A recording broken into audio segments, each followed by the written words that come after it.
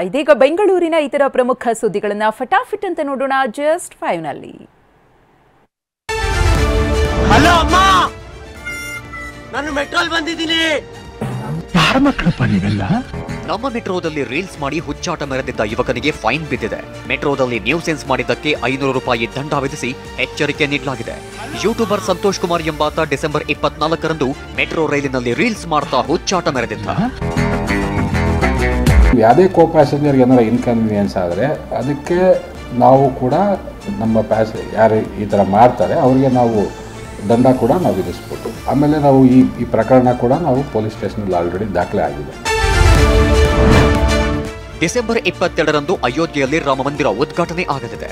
ಮಂದಿರ ಲೋಕಾರ್ಪಣೆ ದಿನ ನಗರದಲ್ಲೂ ಅಗತ್ಯ ಬಂದೋಬಸ್ತ್ ಕೈಗೊಳ್ಳಲು ಸೂಚನೆ ಕೊಡಲಾಗಿದೆ. ಕಮಿಷನರ್ ಬಿ ದಯಾನಂದ್ ಎಲ್ಲ ವಿಭಾಗದ ಡಿಸಿಪಿಗಳಿಗೆ ಸೂಚನೆ ನೀಡಿದ್ದಾರೆ.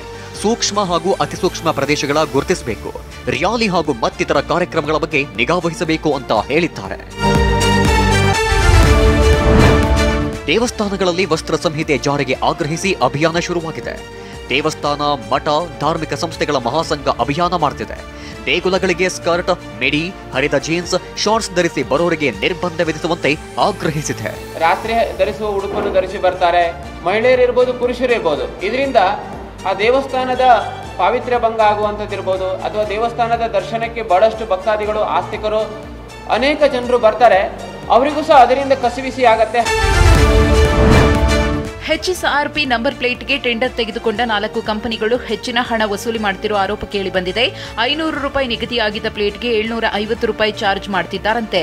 ಇನ್ನು ಹೊರ ರಾಜ್ಯದ ಕಂಪನಿಗಳಿಗೆ ಟೆಂಡರ್ ಕೊಟ್ಟಿದ್ದಕ್ಕೆ ಆಕ್ರೋಶ ವ್ಯಕ್ತವಾಗಿದೆ.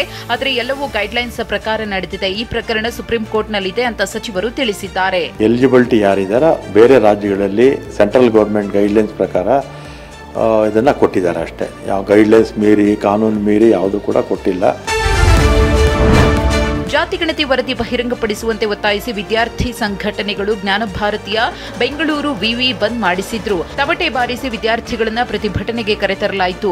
ಅಂಬೇಡ್ಕರ್ ಕೇಂದ್ರ ಗ್ರಂಥಾಲಯದಿಂದ ಕೇಂದ್ರ ಕಚೇರಿ ಆವರಣಕ್ಕೆ ಪ್ರತಿಭಟನಾ ರ್ಯಾಲಿ ಮಾಡಿದ್ರು.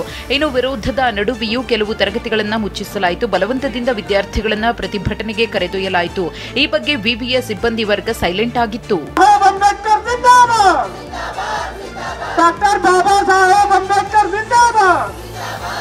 ಸರ್ಕಾರವಂತೆ ಸರ್ಕಾರ, ಅನ್ಯಾಯ ಅನ್ಯಾಯ.